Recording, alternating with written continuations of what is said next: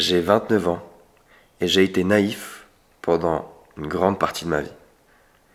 Ça prend du temps d'ouvrir les yeux, de voir les choses comme elles sont, sans qu'elles soient biaisées. On la regarde pas d'une manière où on les regarde pas d'une manière où on se pose la question de savoir si c'est bien ou pas bien, ou si j'aime ou je n'aime pas, mais voir les choses factuellement. Évidemment, pour arriver à cette étape-là, ça prend du temps. Je pense qu'il me faudra encore quelques années pour pouvoir le maîtriser parfaitement. Et je tourne cette vidéo, qui est un peu particulière, différente de toutes les vidéos que j'ai tournées jusqu'à maintenant, où je parle face caméra, sans coupure, sans quoi que ce soit, sans montage. Il y a des pensées que j'ai en moi, que j'ai envie de partager. Si tu tombes sur cette vidéo-là, et que tu n'aimes pas entendre la vérité ou des vérités, car les plupart seront sur moi, tu peux passer cette vidéo, car elles ne seront pas forcément roses, comme on dit. C'est des réalités qui ne vont pas plaire à tout le monde. Mais en tout cas, moi, ces choses-là m'ont appris énormément. Et je pense que si ça peut te servir à toi, continue à regarder. Et si tu aimes affronter la réalité, c'est un plus pour toi.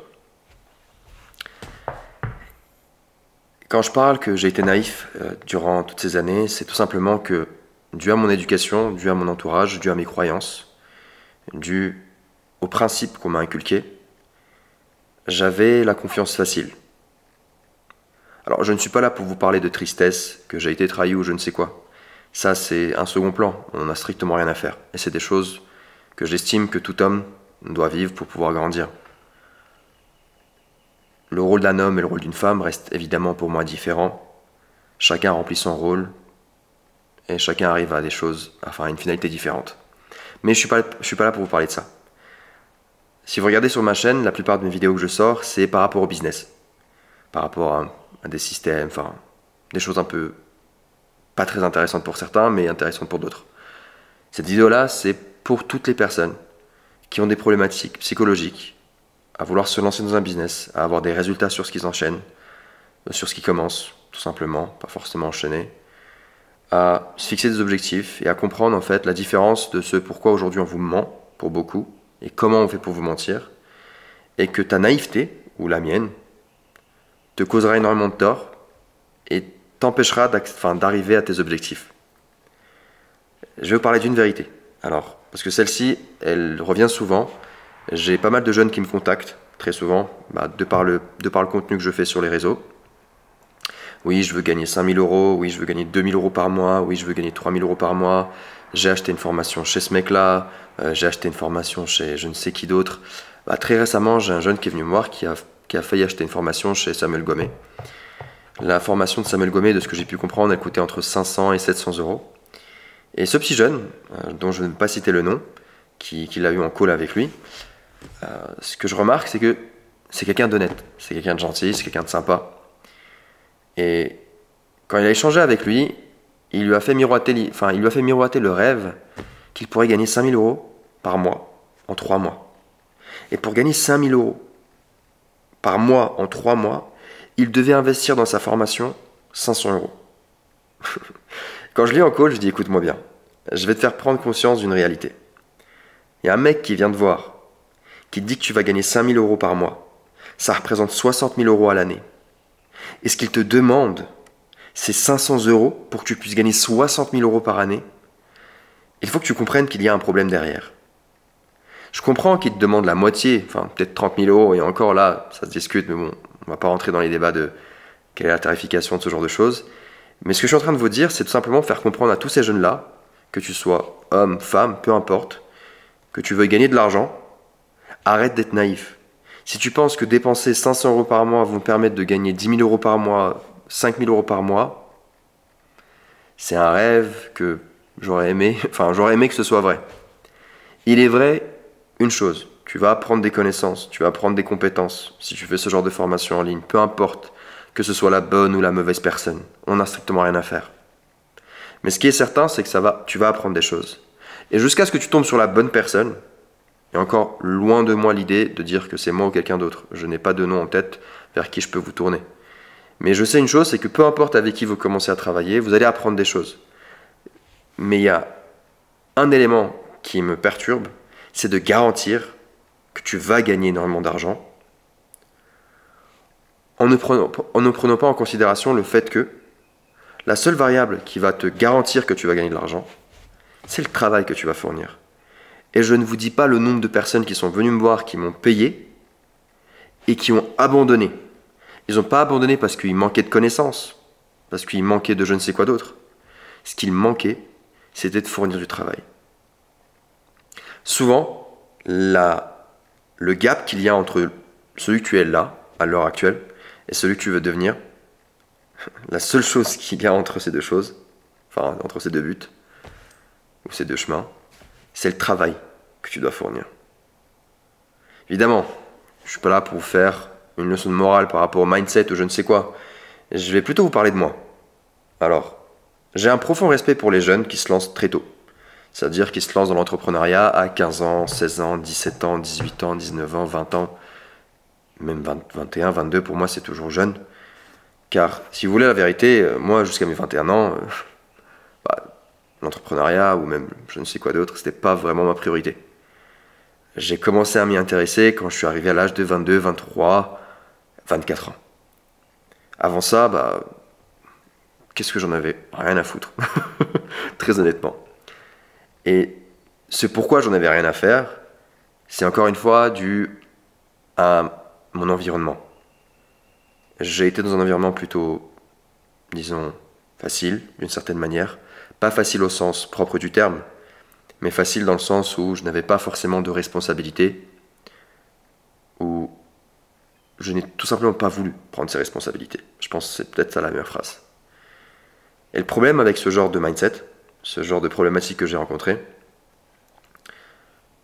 c'est que les responsabilités t'amènent à changer. Et surtout encore si tu es un homme. Parce qu'une femme n'a pas forcément besoin de prendre la responsabilité et je pense que ça l'éloigne de sa féminité, d'avoir des responsabilités. Ça dépend quel type de responsabilité, mais je parle principalement des responsabilités du fait de gagner de l'argent ou ce genre de choses. Une femme qui est dans le besoin de gagner de l'argent, ça l'empêche de faire certaines choses. Après, vous pouvez critiquer si vous voulez. Je ne veux pas forcément rentrer dans des détails près, mais ça l'éloigne de sa féminité en règle générale. Là, ce que j'ai abordé comme thématique, c'était principalement pour vous faire comprendre que la naïveté, c'est quelque chose qui va vous causer tort. Et c'est avec le temps que vous allez la faire disparaître. Au jour d'aujourd'hui, j'en ai 29. Ce qui me permet notamment à moi de différencier une vérité d'un mensonge, c'est l'expérience. Et ça vient avec le temps. Mais pour avoir de l'expérience, il faut prendre des risques. Je vais vous parler d'un autre exemple. J'ai eu un call aujourd'hui, un jeune, qui est venu me voir, qui me dit « Ouais, je suis motivé. J'ai envie de faire des trucs. » Je prends comme exemple Anthony Sirius, il m'a dit. Qui, encore une fois, pour moi, est loin d'être un exemple, que je considère comme étant un sous-homme, en règle générale, de par le business qu'il fait. Et il y en a d'autres comme ça sur les réseaux, où je critiquerai ouvertement sans aucune pression, et je ne me le cache pas. Avoir des exemples, c'est humain. On se fixe un exemple en tant qu'homme et on cherche à le devenir. Vous remarquerez qu'en France, on n'a pas vraiment d'exemple sur les réseaux sociaux de personnes qui propagent des valeurs saines, des valeurs qui nous amènent à avoir de la cohésion, des valeurs qui nous rendent responsables, des valeurs qui nous rendent unis et surtout des valeurs qui nous font grandir. Si on prend les US, dans tout ce qui est partie anglophone, on a Andrew Tate, on a Jordan Peterson, même si évidemment après avec le Daily Wire, je ne suis pas trop fan de ces conneries-là, même Andrew Tate, je ne suis pas forcément très fan, mais il y a quand même certaines valeurs avec des fondements, en fait il y a une part de bonnes choses comme une part de mauvaises, mais il y a quand même, disons, des valeurs profondes qui permettent d'ouvrir les yeux sur certaines croyances. Aujourd'hui en France, on a qui? On a La Menace, pareil qu'Anthony Sirius. On a des mecs qui font des micro-trottoirs, Loïc Bourget, je veux pas dire, c'est pas des exemples. Et malheureusement aujourd'hui, les jeunes en France, ils n'ont pas d'exemple vers qui se tourner. Et surtout sur les réseaux. Je parle pas d'un homme alpha qui va répondre à toutes leurs problématiques, mais je parle de quelqu'un qui a une expérience, qui a un savoir, qui peut partager et indiquer et t'aider et te faire ouvrir les yeux sur certaines croyances que tu as. Et franchement, il n'y a personne. Il n'y a personne parce que moi, j'aurais aimé trouver cette personne. Et je ne l'ai jamais trouvée. Et je pense que, comme ce petit jeune qui prend comme exemple Anthony Cyrus, oui, j'aimerais bien, si lui, il a réussi à le faire, moi aussi, j'aimerais le faire. Mais putain, on s'inspire de quel genre de personne aujourd'hui pour pouvoir se fixer des objectifs dans la vie? Quoi, ça va être la menace, qui c'est pareil que Anthony Cyrus avec toutes ces femmes et toutes ces conneries-là. Bref, ce que je veux dire par là, c'est que cette naïveté qu'on a, elle vient de notre éducation, et ça nous amène à avoir des modèles qui sont, désolés pour les mots, mais pour la plupart, enfin, je vais même pas être grossier, mais qui servent strictement à rien. Ils se font passer pour des hommes qu'ils ne sont pas. Ils se font passer pour des hommes qui ont une parole, qui ont une famille, qui sont croyants pour certains, qui ont une éthique, alors qu'au final, ils sont pourris de l'intérieur pour beaucoup. Encore une fois, je ne me sors pas du lot. On a tous une part d'ombre, on a tous une part de pourri, mais en tout cas, on est jugé en termes de nos intentions. Du coup, ça, c'était l'épisode par rapport à ces hommes et ces modèles qu'on n'a pas aujourd'hui. Et ce serait vraiment bien qu'il y ait quelqu'un qui prend les devants et qui puisse justement véhiculer une bonne image, une bonne croyance, une bonne idéologie et qui arrive à atteindre des paliers, enfin des sommets de partage. Du coup, pour conclure, il n'y a pas de rôle, il n'y a pas de modèle aujourd'hui en France qu'on peut suivre. Il n'y a personne, et même aucun streamer qui joue à des jeux vidéo. Ce ne sont pas forcément des modèles pour nous. Quand je dis pour nous, c'est pour les personnes qui veulent atteindre des sommets, atteindre des objectifs. Mais le problème, encore une fois, de certaines de ces personnes-là, notamment ce jeune-là qui est venu me voir, c'est que sa situation ne lui dérangeait pas tant que ça. Quand je parle que sa situation ne lui dérange pas, il a 23 ans, il veut gagner de l'argent, mais il a peur. Mais il ne le sait pas lui-même. Il y a certaines personnes qui se freinent, car au fond d'elles, elles ne se font pas confiance. Et ça, c'est pas forcément votre faute. Ça peut être la faute de votre entourage, de votre environnement, ou je ne sais quoi encore. Vous n'êtes pas forcément dans l'optique de prendre des risques. Car ce qui différencie une personne A d'une personne B qui arrive à différents paliers ou différents, disons, niveaux de leur vie, c'est le nombre de risques que ces personnes ont pris. Si aujourd'hui, encore une fois, je reviens à cet exemple de gagner de l'argent, 5 000 euros, 10 000 euros par mois. Si tu prends une personne qui est, disons, elle a 23, je prends l'exemple de lui, il a 23 ans, il travaille les salariés, il travaille en usine, il fait je ne sais quoi, je ne sais plus exactement quoi. Et il arrive, je lui fais comprendre que, écoute, si ça te dérange tant que ça de travailler, d'être salarié, avant même de venir parler avec moi, tu aurais déjà pris des risques. Tu aurais déjà fait quelque chose qui irait vers le but que tu recherches, notamment de gagner de l'argent.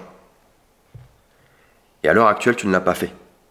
Alors ta situation actuelle ne te dérange pas tant que ça. Ça ne te dérange pas tant que ça de te lever tous les matins, aller à ton usine, voir la tête de tes collègues qui ont 45 ans, qui travaillent depuis 20 ans. Alors, je ne critique en aucun cas. Il n'y a pas de travail, il n'y a pas de sous-travail ou quoi que ce soit. Je dis juste que Dieu te donne ce que tu recherches en fonction de tes intentions.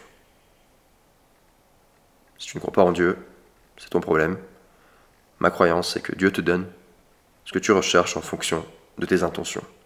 Si tes intentions sont bonnes, et que tu recherches le succès, Dieu te le donnera, mais pas sur un plateau d'argent. Ça arrivera à la suite de certains événements. Il y aura des hauts et des bas.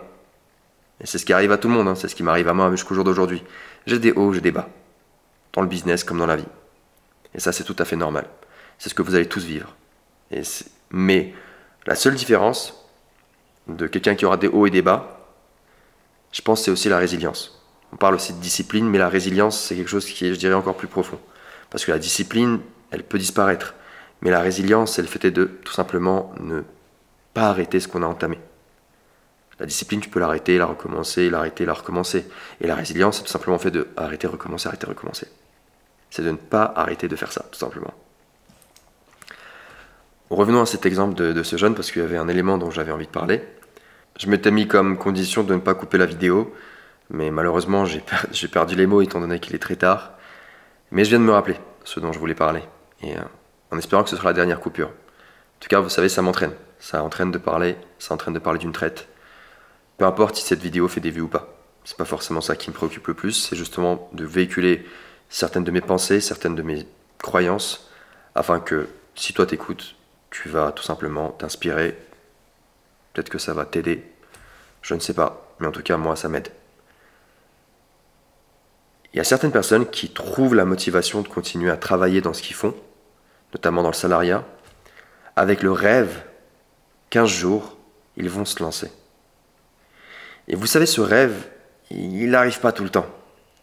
Ce que j'ai envie de vous dire, c'est quand j'ai été consultant, quand j'étais consultant pour des grosses sociétés, des boîtes qui font plusieurs centaines de millions d'euros, quand j'allais en interne et que je voyais les employés qui étaient là-bas, que moi j'étais indépendant, du coup j'avais pas forcément de hiérarchie avec eux, j'étais consultant externe, je venais en interne et j'analysais tout simplement comment ça fonctionnait, qu'est-ce qu'il y avait à faire au niveau du travail, etc.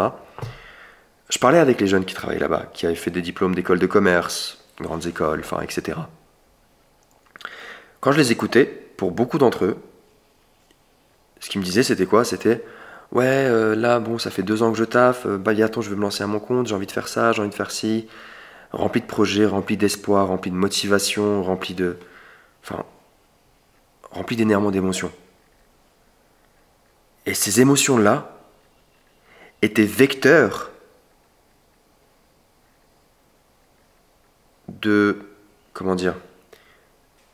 c'était le vecteur de force pour continuer à travailler dans le salariat. Est-ce que vous comprenez le cercle vicieux que ça crée? Ce qui se passe, c'est quoi? C'est que ces personnes-là, en fait, elles ont des émotions elles se réveillent tous les matins avec la motivation de se dire 15 jours, elles vont se lancer. Mais le problème de ce genre de situation, c'est quoi? C'est qu'au final, tu te lances jamais. Et pourquoi? Parce que plus tu travailles, plus tu as de responsabilités, plus tu as de charges. Tu as des charges fixes qui s'installent dans ta vie quotidienne. Et sortir de cette boucle-là, tu dois au moins, enfin ça va dépendre de toi, mais même si ton salaire est élevé, tu vas te retrouver avec des charges fixes parce que ta vie va aussi évoluer. Tu ne seras pas vraiment en mesure de pouvoir faire des économies afin de prendre des risques et de te lancer. À part si évidemment tu as un job très bien payé où tu gagnes, je dirais, plus de 6 000, 7 000, 8 000 euros et que tu as des charges de 2 000 euros par exemple. Là, tu peux économiser sur quelques années afin de te lancer, mais en règle générale, ça c'est des cas exceptionnels. Et si tu gagnes 7 000, 8 000 euros, 10 000 euros, t'es pas forcément dans l'optique de te lancer à ton compte, à part si tu as juste un sentiment d'indépendance et de liberté, parce que ton patron il te casse la tête. Mais le problème que moi j'ai rencontré, si vous voulez, j'avais quel âge? La majeure partie de ma vie, je n'étais pas forcément axé sur la motivation, sur la discipline, sur ce genre de choses. Parce qu'après, évidemment, il y a aussi le bagage qui est à prendre en considération. Quand je parle de bagage, c'est quoi? C'est votre histoire. D'où est-ce que vous venez? Quel a été le bagage? Compétences qu'on vous a inculquées? Quel a été votre entourage? L'environnement? L'école? Là où vous vivez? Les amis des parents? Tout ceci, ce sont des variables qu'on prend en considération quand on se fixe des objectifs, quand on veut comprendre qui on est vraiment et comment évaluer. Parce qu'il y a aussi ce côté, malheureusement, pour certains, le quotient, je dirais pas le quotient intellectuel, parce que certains y croient, d'autres n'y croient pas, mais je dirais tout simplement la capacité intellectuelle que vous avez à faire certaines choses. Il y a certaines personnes qui ont ce qu'on appelle des meta-skills, c'est tout simplement le fait de pouvoir mieux comprendre ce qu'on lit, de pouvoir mieux écrire, mieux parler, il y a des meta-skills qui permettent notamment d'apprendre d'autres skills. Je vous donne un exemple, un meta-skill, ça peut être la vitesse d'apprentissage d'un sujet, ou peu d'importe, de tous les sujets en règle générale. Si j'ai une vitesse d'apprentissage qui est élevée, c'est un meta-skills du coup. Je vais pouvoir apprendre beaucoup de choses à une vitesse supérieure à d'autres personnes. Et ça dépend encore une fois de votre capacité intellectuelle. Il y a des personnes qui n'ont pas forcément, je dirais, des meta-skills très forts. Du coup, ils doivent revenir sur des bases, ils doivent se former sur la lecture, l'écriture, les méthodes d'apprentissage, sur des choses simples. Mais le problème, c'est quoi? C'est que quand vous commencez sur une tâche, vous ne commencerez pas au même niveau que cette personne-là. Aujourd'hui, si tu n'y arrives pas, tu dois recommencer des bases. vraiment de retourner à la base même de la lecture, de l'apprentissage de base, afin de pouvoir te former. Il faut que tu saches qu'il est possible d'apprendre, j'en suis la preuve vivante, des choses dont tu n'as aucune connaissance. Parce que moi, de base, je savais comment utiliser un PC, mais je ne savais pas comment gagner de l'argent en ligne. Et avec le temps, du travail, de l'apprentissage, beaucoup d'erreurs, beaucoup de cris, beaucoup de malheurs, beaucoup de stress, beaucoup de pleurs, j'en suis arrivé à pouvoir générer de l'argent depuis mon PC. Et ça, je pense que c'est le rêve de beaucoup, c'est l'objectif de certains, car un rêve, on fait la différence entre le rêve et l'objectif. Ceux pour qui c'est un objectif, ils y arrivent, peut-être pas aujourd'hui, peut-être pas demain, mais avec le temps, ils y arrivent, et avec les bonnes méthodologies.